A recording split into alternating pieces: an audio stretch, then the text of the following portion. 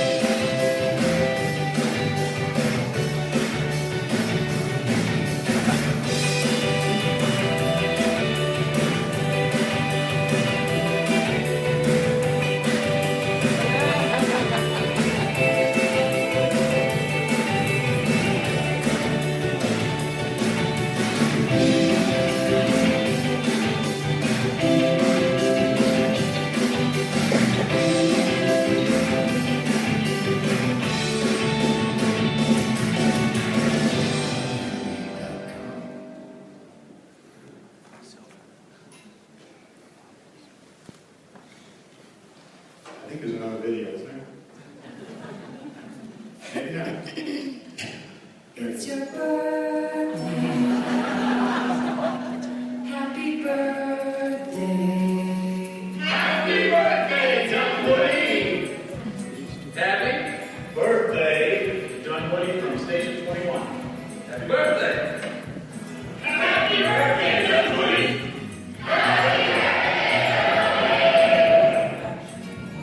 Happy birthday, Dunwoody! Happy birthday, Dunwoody!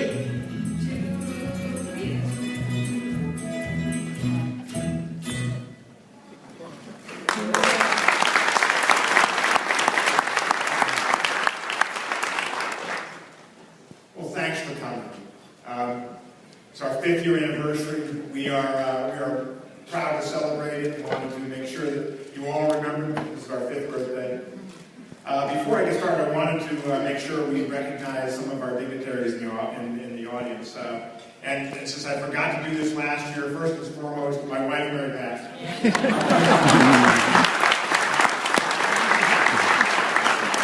And Harvey is 22 years now. No, thank you. But let me recognize our elected representatives that are here. First of all, the entire City Council of Dunwoody is here. We're thrilled to have you. So, guys, stand up as I call your name. Terry Nall. Jeff Hannigan. Lynn Boyd. Doug Thompson. Danny Shore. And member Jim Lightflasher. Thank you. Thanks, Ellis. Also wanted to recognize we got our county commissioner here who represents this area and has for many, many years, Lane Boyer.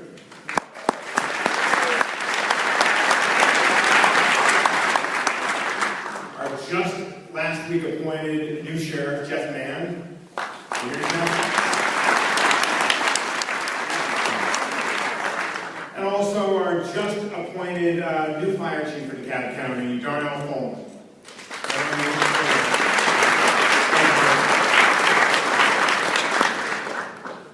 So I want to thank the Chamber of Commerce and Rotary for putting all this together. All of what you see here, all the gift bags, all this is really they're doing, and we appreciate you guys so much. This is pretty much the story of Dunwoody. Nothing happens in Dunwoody without the volunteers who step forward and make these things happen.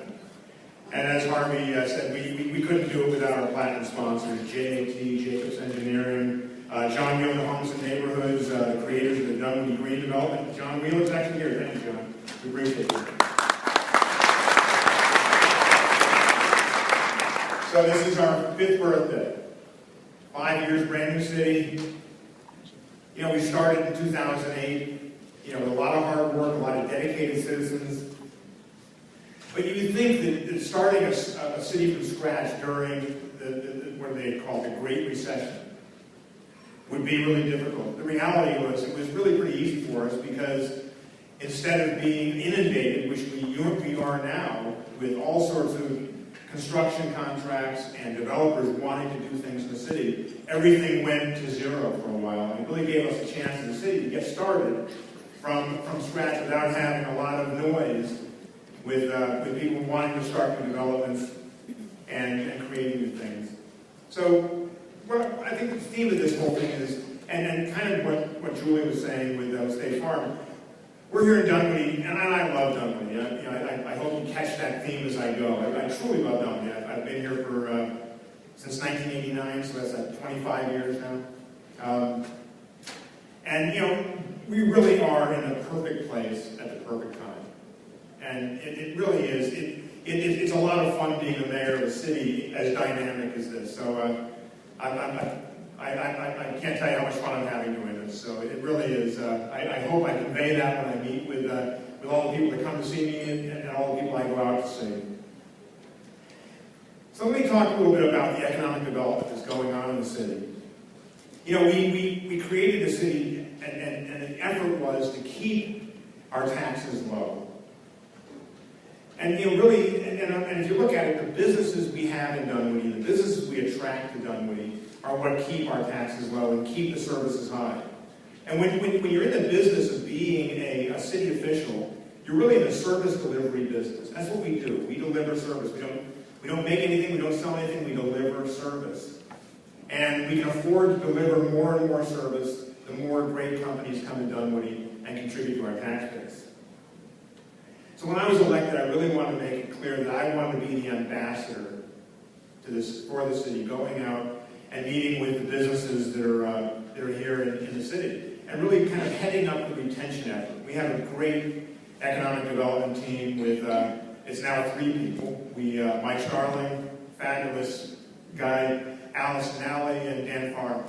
And the 3 of them have really done a great job of getting businesses to come to Dunwoody, but actually Allison and Dan spent all their time on the retention side and basically used me as bait to get in to meet these CEOs, to get in and talk to them about why we want to keep them here and what we can do to make things better.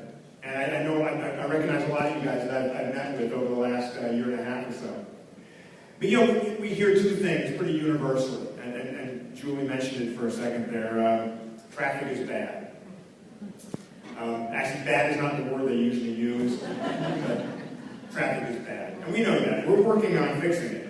And we've got a lot of effort going forward. The governor's working pretty hard with us to recreate the junction of 285 and 400. We're working on making it a better commute for people. But the reality is that what used to be a half-hour commute is now turned into an hour-and-a-half commute for a lot of people. And I don't think we can fix that. I think they're going to have to move to Dunwoody to buy our house. So, that's what I said. So the other thing that we hear a lot from people, and we meet with these people on a regular basis. As a matter of fact, last year we met with 120 companies specifically for retention efforts. And so we hear the traffic thing, but the other thing we hear, and Julie hit on this also, is the ability to hire the employees you want. And it really is the truth of what's going on here in Dunwoody is people want to work here because you can live here, you can work here, you can play here, and it's the place to be. So we've attracted some great companies. Crystal's headquarters has moved here from Chattanooga. Computer Generated Solutions is new. Meridian took over the W Hotel and is here, spent about $20 million on the refurbishment of that. And of course, State Farm, the big deal. But let me tell you a little bit about one of the companies that moved here last year that really, I think their story kind of really was the epitome of what we're talking about here. Electa moved into the terraces. And they are the people that make the gamma knife. And I don't know if you're familiar with that, but that basically is the helmet they put on people with brain cancer, and it shoots different kinds of rays into their head. And when the rays come together, they kill the cancer. Pretty sophisticated stuff. Well, they manufacture this, and this is their headquarters here in the U.S., and it's all about wanting to be in Dunwoody because they need to be near a really good hotel because they're attracting doctors and technicians from all over the world to be trained, and they're usually here for a week or 2 weeks. They need to be near a really good hotel, and they're actually almost attached to the Meridian. They want to be near good shopping, good restaurants, good transportation, and that's why they came. And that's a story we hear on a pretty consistent basis. We're here because all these pieces are in place. So that's what we're working on the economic development front. Let's talk a little bit about infrastructure. I mentioned a little bit about 285 and 400, and that's obviously outside of purview, but it's obviously a big deal in Dunwoody, because what happens when 400 and 285 turn into a parking lot? There's nothing we can do as a city. The entire city comes to a screeching halt. But what we can do as a city is start working on the sidewalks, the repaving, and the stormwater and all that kind of stuff. So over the past 5 years, we've done 5 miles of sidewalks, and we have 21 more miles of sidewalks on the agenda. This year alone, we repaved 23 centerline miles of paving. That's over 50 miles in the last 5 years. In the stormwater department, we've done 26 major pipe replacement projects this year. And just to give you an idea, we have 131 miles of infrastructure under the ground that you never see, with over 10,000 drainage structures. And most of this, if you've ever looked at this, I think we have some pictures up here eventually, but most of this ends up being made out of corrugated pipe that has a lifespan of about 35 to 40 years. Guess how long we've been in business as a city? About 35 to 40 years. This was all farmland before that. So all of this structure is starting to deteriorate, and it behooves us to be taking care of this. So as I said, we did 26 major pipe replacements. We've got a bunch of big ones on the agenda coming up. Each one's going to cost a couple $100,000 a piece. Just for instance, right over near Chewy's, we have a 96-inch pipe, which is 8 feet tall. You can drive a car through it. And that's made out of the same stuff. So we're having to fix that. That's the kind of stuff that you never see, and you never really figure out where the money went, but that's the kind of thing we have to fix. So we're going to have a busy year in 2014 going forward with more of these projects. But if you see your front yard starting to cave in, give us a call.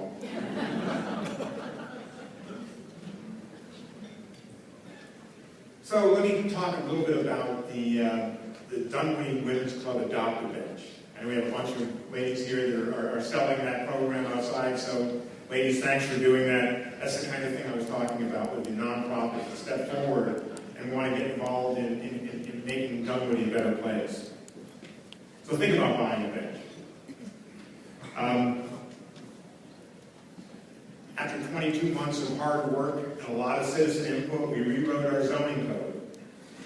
It was handed to us by DeKalb County, and we knew that eventually we wanted to rewrite it and be more Dunwoody specific. So that was a major effort. It took us 22 months, a lot of money, a lot of time, a lot of effort, and we appreciate all the work that went into it. We also did this past year what we call our grant program for our active nonprofits. And the nonprofits are the groups in Dunwoody that actually, it's neighbors and it's residents taking care of property the city owns in most cases, and they're in charge of it. And so we put together a $250,000 grant program so they could come to us and ask for different kinds of structural improvements to the property we own that they take care of. So last year, the Dunwoody Nature Center had a bunch of work done. The School Arts Center had a bunch of stuff done, and so did the Dunwoody Senior Baseball. We've got a few others, and I think the word is out that there's money on the table if they want to come get it. So they've got to come to us and ask for it. So hopefully more of them will be involved in the future. But this was all about investing in the infrastructure that we already have. But instead of the city trying to decide how to or what to spend the money on, we went to our nonprofits and said, come to us with what you dream of having on the property. It's our property anyhow, but you have a better idea of what can be done. So that becomes a very big deal for us, and a very integral part of how the city moves forward and how we make improvements that the citizens want, not just being directed by our engineers and our staff, but actually the citizens are coming forward with these ideas. So it's been pretty neat. I think this coming year, I think it's going to be a lot more rigorous. I think we're going to have a lot more interest in getting our hands on that money, so we'll see how that goes. It'll be interesting. I wanted to talk a little bit about education, and I just noticed, and this is perfect time, I just noticed that our state representative, Tom Taylor, is here. And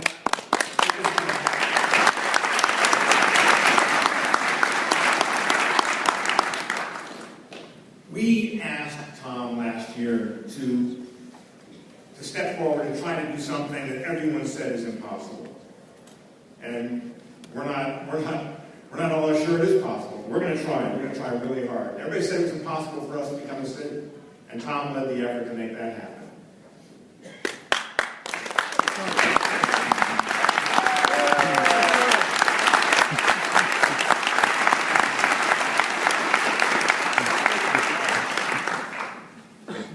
Tom, you're our hero. But we gave Tom the task of trying to get our own school system here in Dunwoody.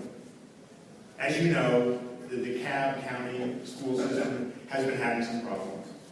And the system in Georgia is very county-centric.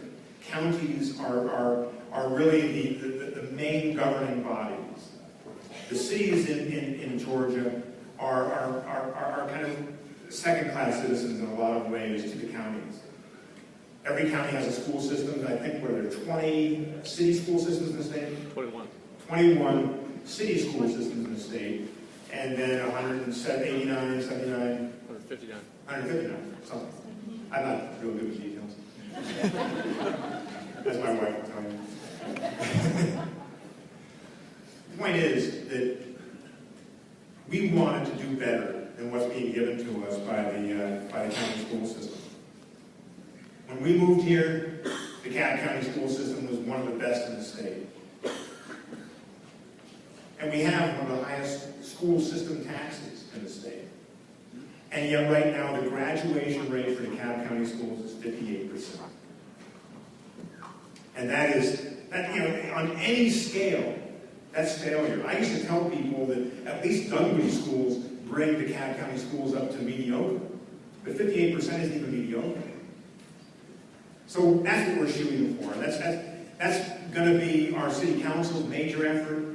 We, the city council, or the city of Dunwoody, with the city council's vote, unanimously I should say, elected to spend the money and pay for the feasibility study to see if we can actually make this work.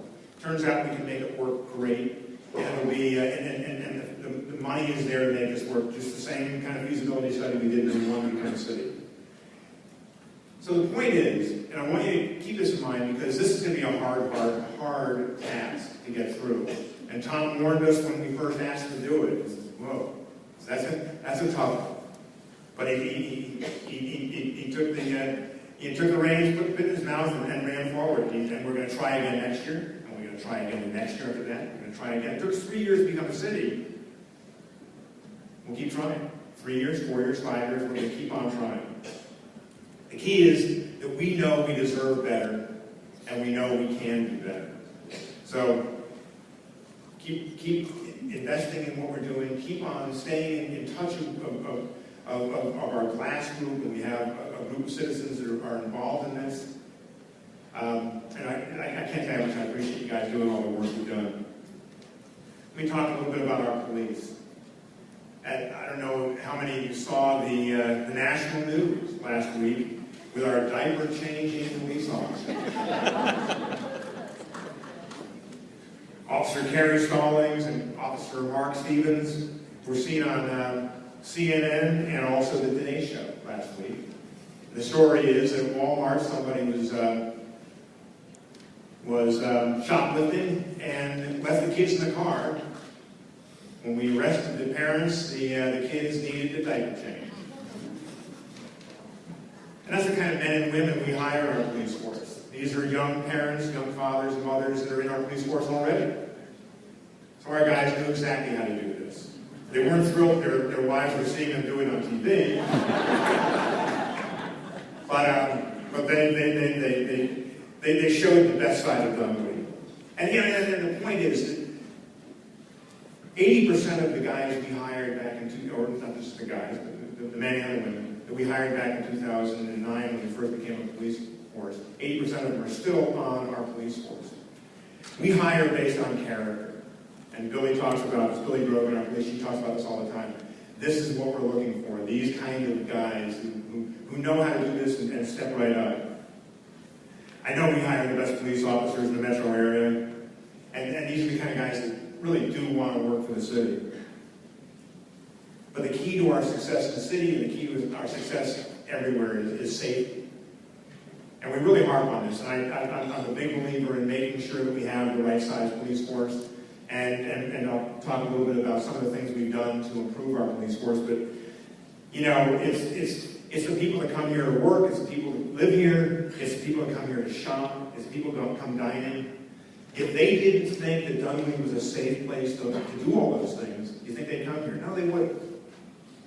And the key is, if we're not perceived as being safe, we lose. So I'm always pushing forward with what we're at, what our police chief is asking for additional effort and additional manpower.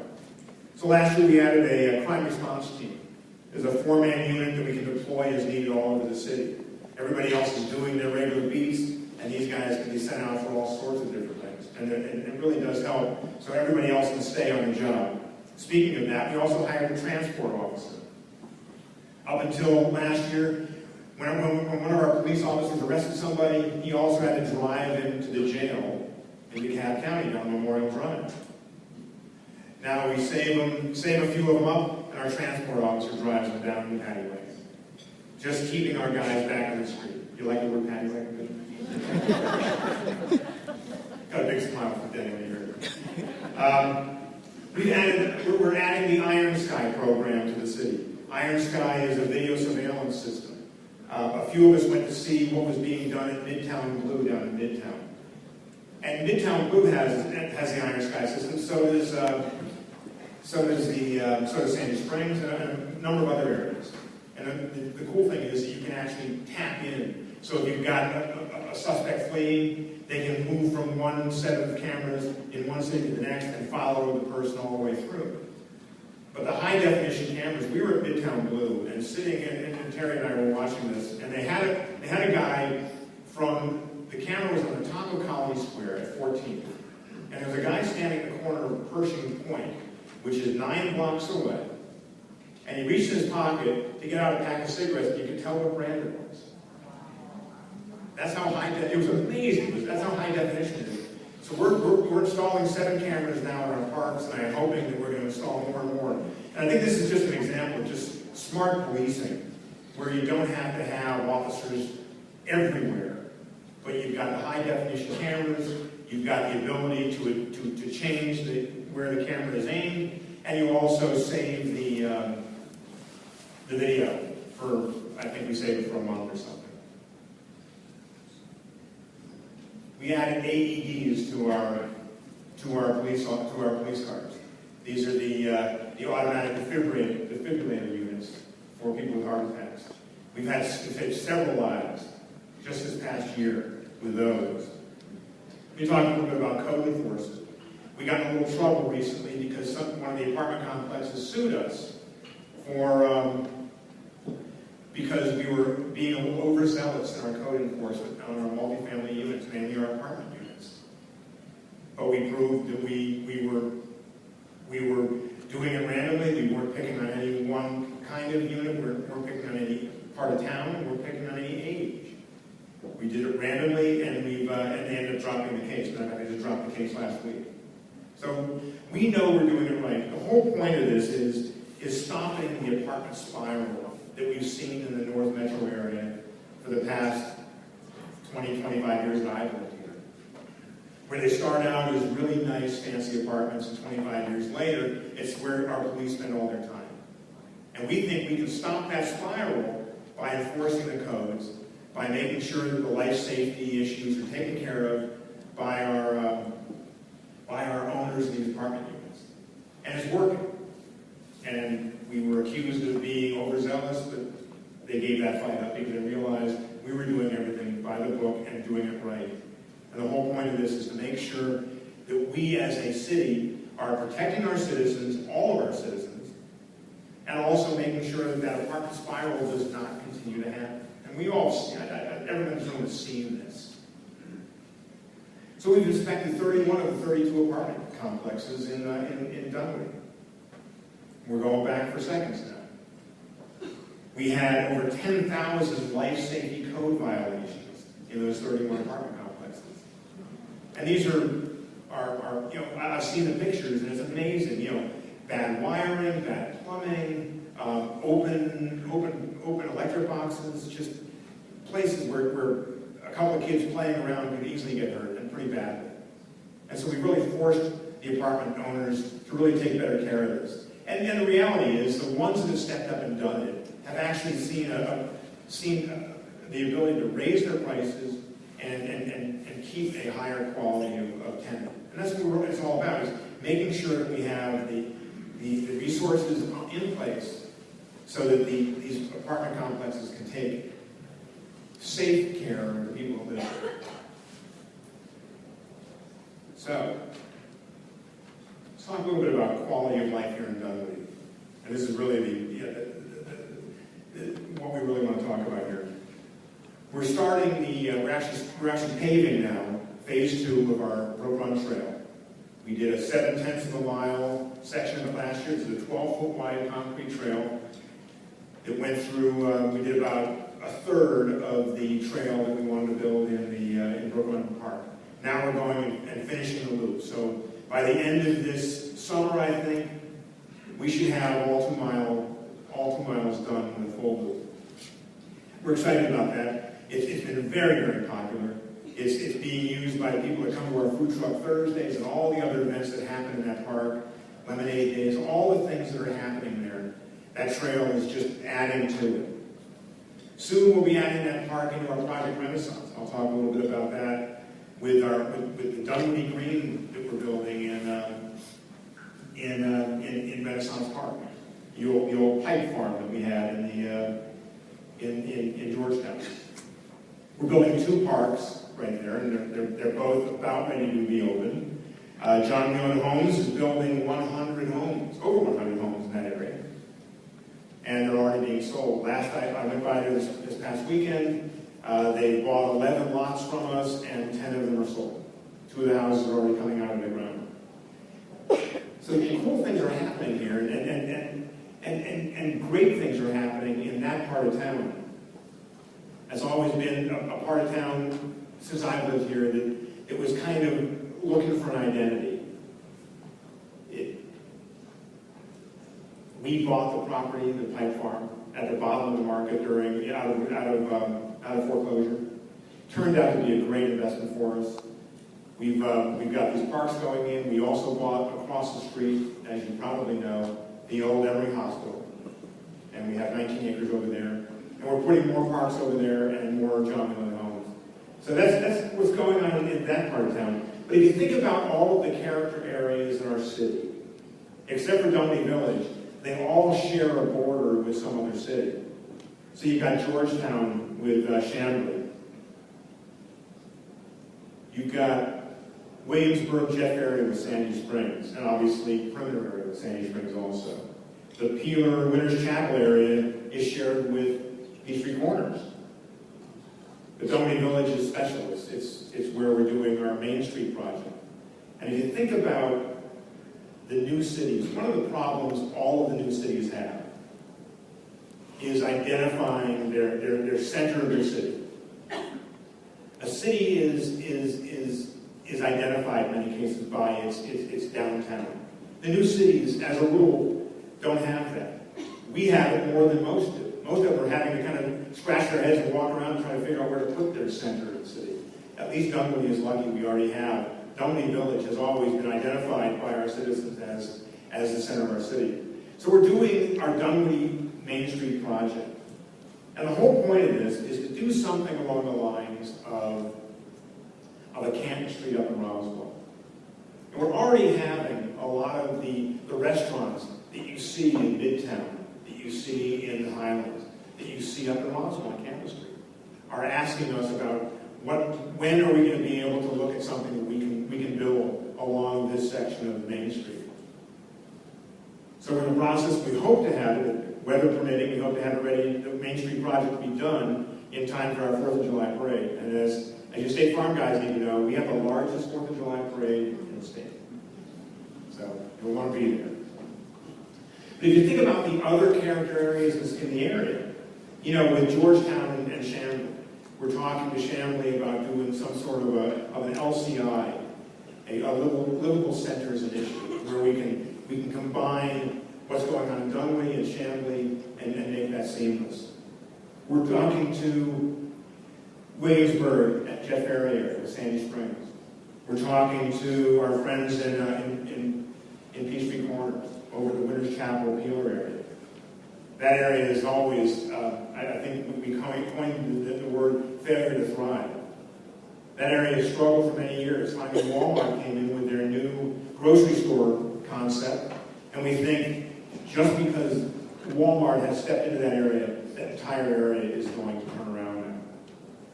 And we've already got a couple of restaurants that have popped up on the Dunwoody side. Empire Pizza is one. We also have an AutoZone that just popped up over there. So you think about what's going on in these areas, and it really is important to understand that, you know, that most of our character areas are shared with another city. So we need to work with these other cities. We work with PCID and Sandy Springs and Brookhaven in the perimeter area right here. We can't do it alone, neither can they. But working together, I think we're making a major step forward. But on the Main Street project, let me get back to that a little bit. We've already attracted, you know, Marlowe's, First Watch, Cafe at Far, Mojo Burrito, and we also have a new chef-driven pizza restaurant that took over the old, what used to be the Pizza Hut, and it was High Cotton, last it was Peter's, now it's going to be Novo. And I think that's going to be one that's going to stick here. And the whole point of this Main Street project is kind of like when you go down to Park Place, down to the mall, or Canton Street up in Roswell, where you go out to dinner without actually having a destination in mind, except that location. And in this case, it would be Main Street in Dunwoody, where you can go out to this part of town, and whatever kind of music is coming out of the restaurant, whatever kind of friends you have sitting out on the patio, that's what's going to make your decision on where you want to have dinner tonight. And we can do that, and it's being done all over the metro area. And we're going to do that in Dunwoody now. Let's talk about some of the other things that are happening. I mentioned Walmart and the Empire Pizza, but over in our perimeter area, we've got a couple of new restaurants. We have Davia that just came into the Target area. We have Memphis Barbecue coming into what used to be the Shane's, whatever that barbecue was, that became, last time it was Birkin and Griffin. Smoky Bones.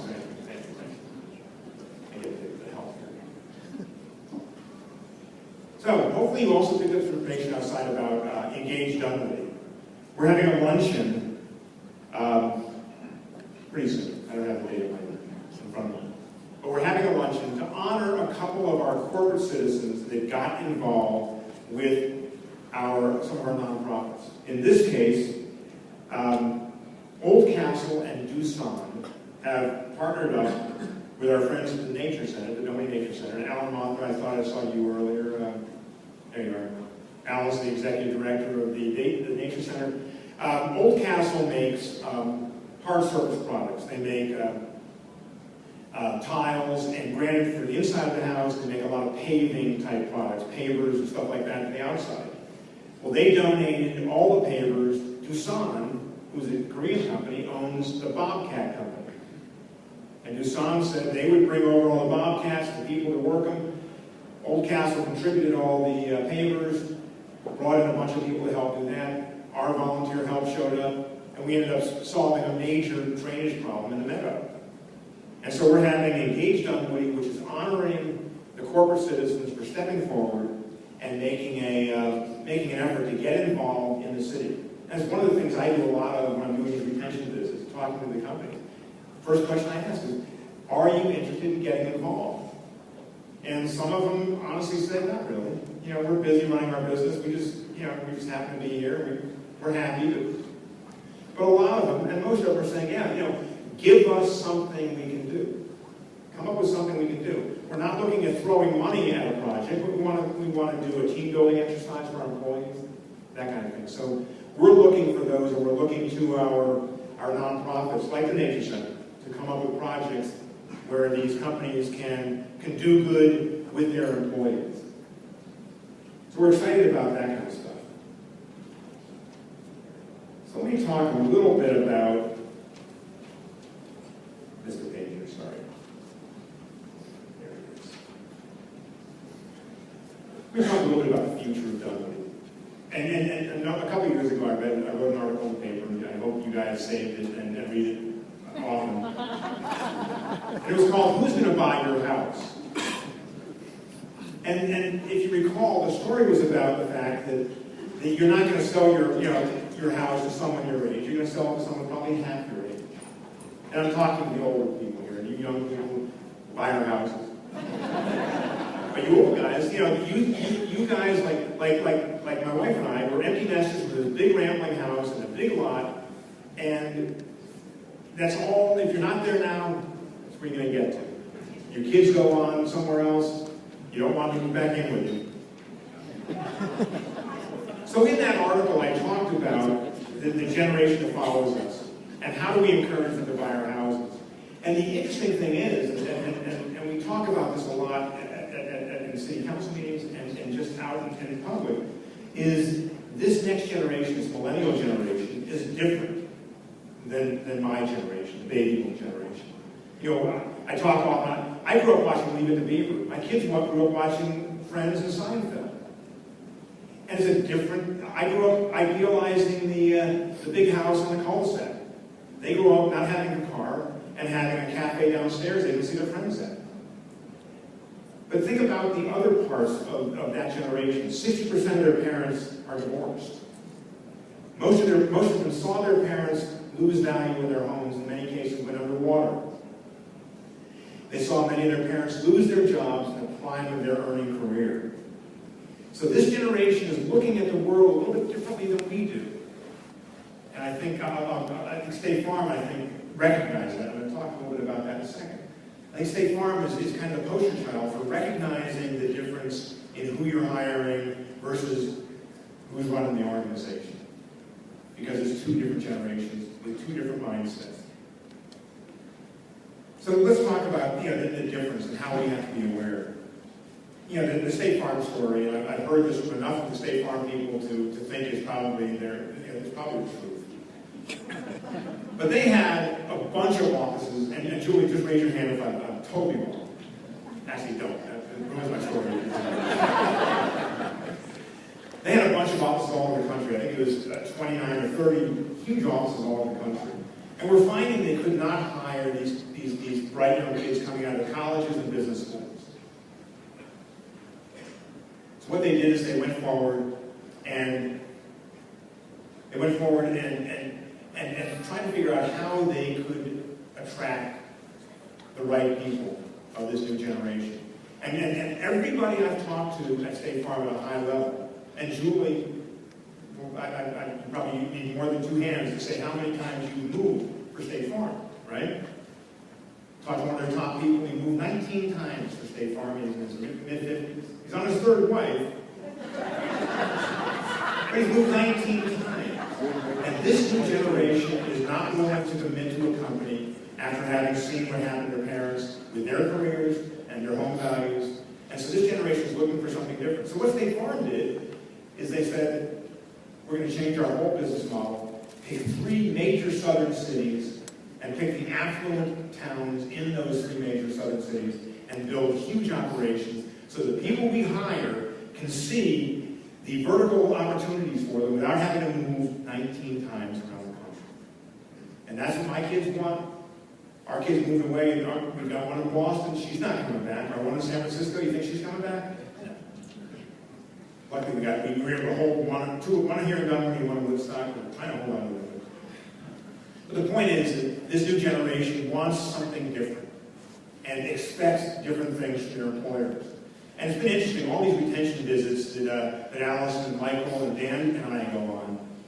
You know, we see foosball tables in these offices. Did we see one place with a beer tap handle?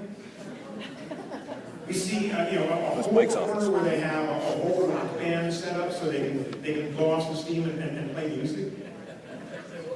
That's what this generation is expecting from their employer. And the employers, they're trying to appeal to guys my age with, you know, oh, we'll give you the fancy office, the corner office with all the windows.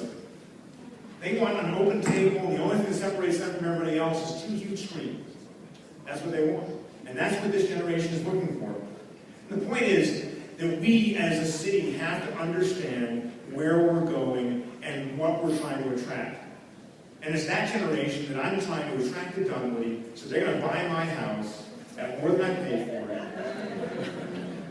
And hopefully there's enough of them out there that want to live up deep on a cul-de-sac with 3/4 of an acre and 3,500 square feet of house. Let's hope. But that pretty much describes a lot of us. We've got the big house, the big yard, no kids at home, and trying to figure out what's going to happen next with our ability to sell our house. Unfortunately, Dunwoody is lucky. You know, and I said before, I love Dunwoody. I picked the right place at the right time, and it's been the right decision. But I think by attracting the kind of companies we attract and showing all the other things we do, all the great things, the parade, Light Up Dunwoody, Lemonade Days, all, you know, the thing on Mother's Day with the arts section, all the cool things we do. I know you guys are thinking, he doesn't know the game. I go to it and I buy Mother's Day, yes. The key is we have all these things, and this is what this generation wants to see. They want to see sidewalks, they want to see places they can live, and they want to see places that they can have for a long time. And that's, I want to close with a couple more thoughts. You know, Dunwoody is blessed with having fabulous jobs and fabulous companies and enough traffic where people realize they can't live in Villarica or Douglasville or Conyers and get here at any decent time. So I think we're going to be attracting those people who live in this area too. But if you think about it, we have